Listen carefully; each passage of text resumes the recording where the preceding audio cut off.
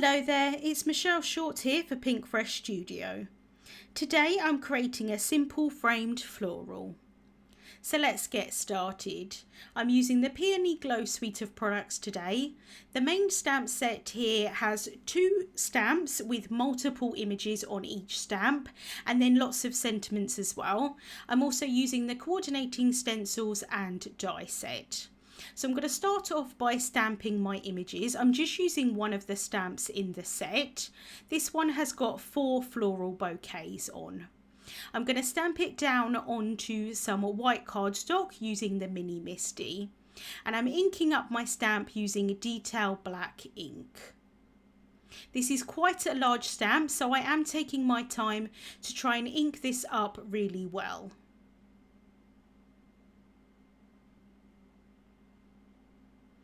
I can then close the door of the Misty to transfer that ink onto the cardstock.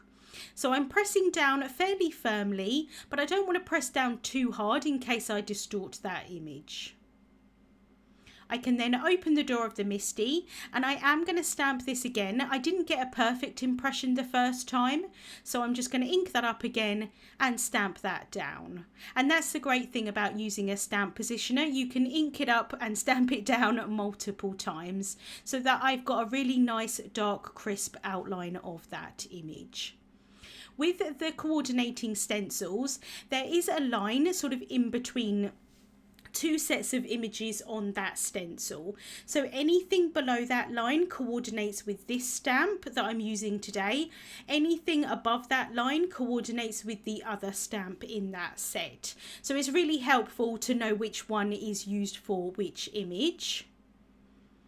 I have placed that down onto my stamped image, lining up the openings of that stencil with the lines in the stamped image, and I'm holding that down with some low tack tape. I can then add some ink blending on top. I'm using the 1/2 inch blending brush to start with and some pink inks. I do like to dab off the excess ink from the brush when I'm doing ink blending. I find that I get a smoother blend that way, but I don't really need to do that for this layer because I'm just going in with a light sweep of this ink. But that is what that paper is there on my right hand side, just to dab off any excess ink from that brush. So I'm starting off, like I say, with a light layer of this ink, and this is Sparkling Rose. I wasn't sure if the smaller flowers in these images are peonies as well, or it's just the larger flowers that are the peonies, but I still thought that I would do them all the same colour, but I thought that I would add some extra ink blending and definition onto the ones that look more like peonies, which are the larger flowers. So these smaller ones here I'm going to leave a little bit lighter. So I'm now going in with bubblegum ink, and I'm trying to focus this darker colour towards the base of these petals. And the smaller flowers, I'm trying to sort of do it towards the base of the flowers, but maybe just to one side. That's just going to help add a little bit of dimension onto these flowers. For the ones that are the larger size that look a little bit more like peonies, I am going in with a purple ink. So instead of going in with a darker pink, I thought that I would go in with a purple tone instead. This is more of a red toned purple, and I think it works really nicely with these pinks to add some depth, but also just changes the colour slightly.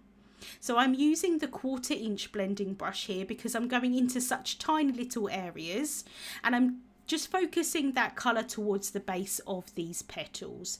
And like I say, I'm not doing that on the smaller flowers, just on those larger flowers.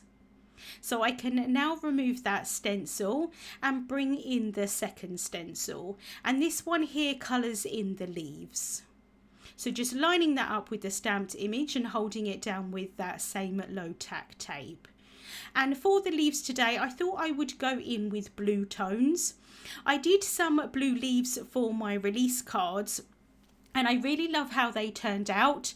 Blue isn't necessarily a colour that I use for leaves very often, but I did think it was really pretty, and I thought that it worked really nicely with the pink flowers. I do sometimes use more like aqua tones for leaves, but for the most part I generally do go with greens for leaves. But let me know in the comments if you like to experiment with leaf colours. I do sometimes use greys as well, and I think that that looks really pretty, but I do really love how these blues turned out. So I went in with a light layer of Slumber to start with, and now I'm going in with Blue Jay, and I'm trying to focus this slightly darker colour towards the base of these leaves. Again, just to give them a little bit of dimension, and generally with leaves they tend to be a little bit darker towards the base. You maybe where the flowers meet the leaves, and then you would get some shadow there. I'm then switching to the 1/4 inch blending brush. I'm still using that Blue Jay, but I'm wanting a little bit more of a darker saturation of this colour. And because I'm using that smaller brush, I can get into slightly smaller areas. Some of these leaves are absolutely tiny, so they didn't all have the best graduation of colour on them. But I still think they turned out really pretty, even if it was just kind of one layer of ink on some of the leaves. I'm now going in with the darkest shade, which is Sapphire, and I'm just adding a small amount of that towards the base of some of these leaves. I didn't do it on all of them, but mainly the kind of larger leaves.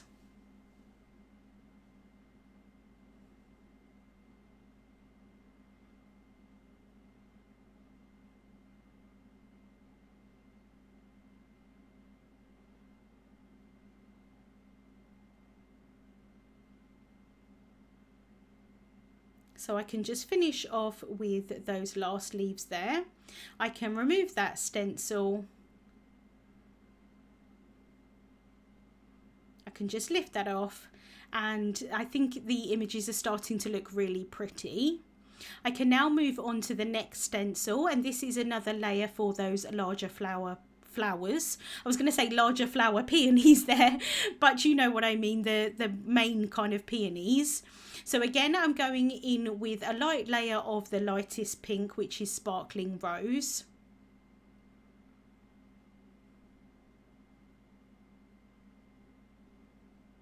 I can then move to the bubblegum, and I'm focusing this sort of in the center here,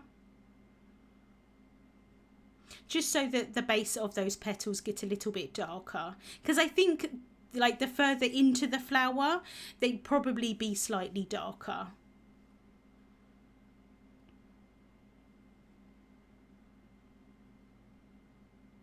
And then again I can go in with that Candy Violet and just add some more depth to those petals. And they still read as pink, but they've got that darker centre and the darker bases to those petals.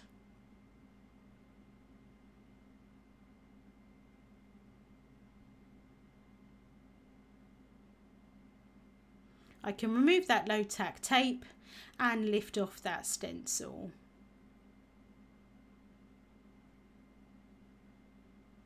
And then for the last layer of these flowers, they really should be, when I say should, you can do whatever you want, and you'll see that I am doing whatever I want. Really, you would go in with the darkest ink here and have these all be quite dark, but I decided, because they're really like the shadow, basically, of the flowers, but I decided to make them into kind of individual petals themselves and do the same thing that I did for the other petals, but these aren't really necessarily drawn in onto the image. They are kind of like the shadow layers, and so I think it worked for some of them, but it didn't necessarily work for others. So I'm now going in again with the Candy Violet and just adding a little bit more of that to darken up the bases. But like I say, because it's not drawn into the actual image, this kind of last lot of what I'm adding as petals, it was successful on some of them and not so successful on others. For the flower centres of the smaller flowers, I'm just going in with that same Candy Violet. So I can remove this layer, and then I can go in with the last layer of the stencil, which fills in the flower centres on these larger flowers. So again, just lining that up, holding it down with some low tack tape, and then I'm using some yellow shades. I'm starting off with Sunshine, which is quite a bright yellow. So just covering all of those areas with that ink. And now I do want to dull it down a little bit because it is quite bright. So I'm bringing in the Sweet Mustard, and I've switched to the 1/4 inch blending brush, and I'm just going to add a small amount of that towards the bottom of these areas. That's not only going to dull down that brighter ink a little bit, but it's also again going to give a little bit of dimension so it looks a little bit more like the bottom part is in shadow. So that is all the ink blending complete. I can lift off that last stencil, and you can see that on some of the flowers I've got kind of like a little bit of an extra line there, and that's when I did that last layer. So like I said, successful in some places, not so successful in others. But I'm going to die cut my images out. So using that coordinating die, I've run that through my die cutting machine, and I can pop out all of these pieces. I'm just going to use 2 of them on my card today, but I can keep the other 2 for future projects. So I'm now going to work on my frame. I'm taking 2 of the dies from the Nested Hexagons double stitch die set.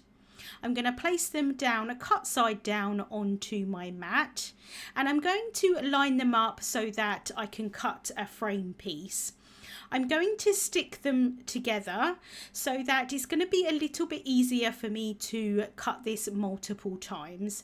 I would like to think that I would get them in the exact same spot each time I cut this, but I don't honestly think that that would be possible for me to do. So the easiest way for me to do that is to stick them together so as if they were one whole die. So I'm taking my tape here, and I'm going to stick those 2 dies together.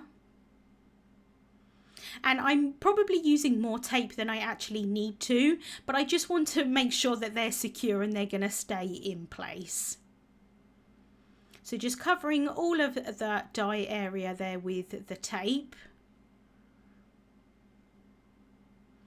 I can then carefully flip that over without moving those dies. I'm just going to remove that excess piece there at the side. And then this tape is really sticky and I don't want it to be sticky. So I'm bringing in my anti-static powder tool. I'm just dabbing that powder onto the tape, and that's going to remove some of that stickiness. And then I can just wipe away the excess powder. I am then going to cut the excess tape away from the sides. And now this is going to give me one whole die that I can cut it multiple times. So I can place that down onto some white cardstock and then hold it down with some low tack tape. And then I can run that through my die cutting machine. And I can pop that out. So I've got my first frame there.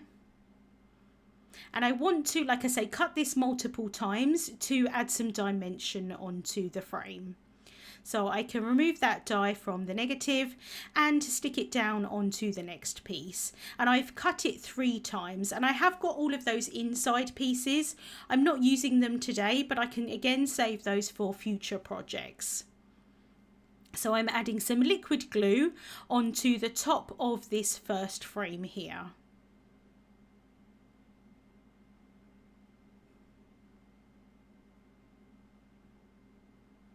I can then add one of the other frames on top. And this is where sticking those dies together is really helpful, because I've noticed here that I've got this frame upside down, and it goes to show that even when I've tried to place them down as best as possible, that one of the sides is just slightly thicker than one of the other sides of this frame. And if I tried to do it without sticking them together, that really would not have worked at all. So whilst I had to flip it over and do it the other way, at least they are going to line up really nicely one on top of each other. So I can now go in with the next layer of glue onto this frame and pop the other one on top. And again, I think I got this the wrong way round to start with, but that's the great thing about using liquid glue. I've got time to wiggle it in place and even turn it upside down if I need to. So once I'm happy that they are all lined up nicely, I can press those down. I can now add some more glue onto the back of this piece, but I'm not going to add glue into the bottom left-hand piece, and you'll see why in a moment. I'm adhering the frame down onto an A2 size white card base, so that's a finished size of 4¼ inches by 5½ inches. Just placing it down lightly to start with, and then once I'm happy with the placement, I can press that down and then bring in some blocks to hold that down while the glue dries. And now, because I've left that area without glue, I can pop in my floral piece behind. I could just cut it down and kind of butt it up to the frame, but I thought it'd be quite nice to actually pop it underneath. But I am just going to cut off the excess there from the bottom. So I just want to figure out first where I want these floral pieces to be. So I'm going to have this one here kind of popped underneath the bottom of the frame there. And then I can have this other one here at the top, and it's going to look a little bit like it's a bigger arrangement than it actually is on the stamped image in the first place. So I'm pretty happy with how that looks. So I'm just going to make sure that it's in place, and I'm going to hold those two images together with some low tack tape. I can then flip it over and add a little bit more tape to the back. That's going to hold it in place, so I can remove that tape then from the front.